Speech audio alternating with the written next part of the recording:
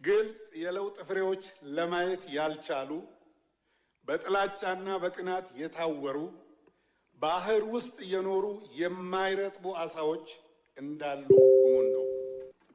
በጥላቻና በቅናት የታወሩ ባህር ውስጥ እየኖሩ የማይረጥቡ አሳዎች። ዓለም ያመነውንና ያደነቀውን የለውጥ ጉዞ የድል ፍሬዎች መካድ ወይም ማየት አለመቻል ማለት ሁለት እጅን ወደ ላይ ዘርግቶ የፀሐይ ብርሃን ምድር ላይ እንዳይደርስ ለመጋረድ እንደመሞከር ያለ ከንቱ ልፋት በመሆኑ በዚህ መስክ የተሰማሩ በከንቱ የሚዳክሩ ወገኖች የሚታዘንላቸው ናቸው።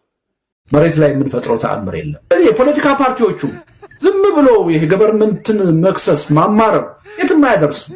ስለ ገቨርንመንት ጉድፍ መናገር የትም አያደርስም።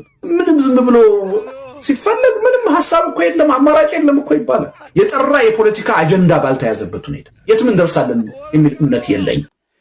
ልፋ ያለው በህልሙ ግንድ ተሸክሞ ሲዞር ያድራል እንዲሉ አይናቸውን በጨው ታጥበው በጥፋት ሚዲያዎች ላይ እየወጡ በቅሎ ሰማይን ስትረግጥ በአይናችን በብረቱ አይተናል።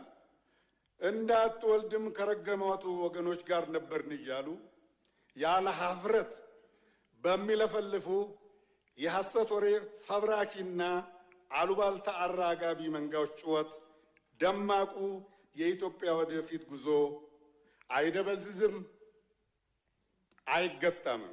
ከአምና በፊት ሪፎርም ሳንጀምር 2016 ዓመቱን ሙሉ ኤክስፖርት ያደረግነውን አማውንት በዚህ ዓመት በ4 ወር ብቻ ኤክስፖርት አድርገናል። የዚህ ዓመት 4 ወር ከአንድ ዓመት በፊት የነበረውን የዓመቱን ኤክስፖርት ሸፍኗል ማለት ሪፎርሙ የሚጨበጥ ውጤት አምጥቷል ማለት ነው።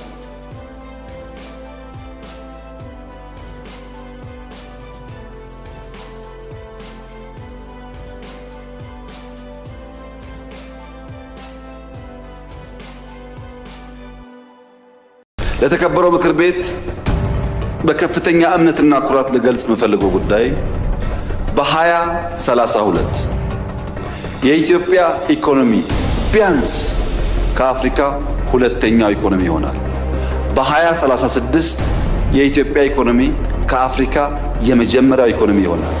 ይሄን እናሳካለን። ማንም ሊያስቆመን አይችልም።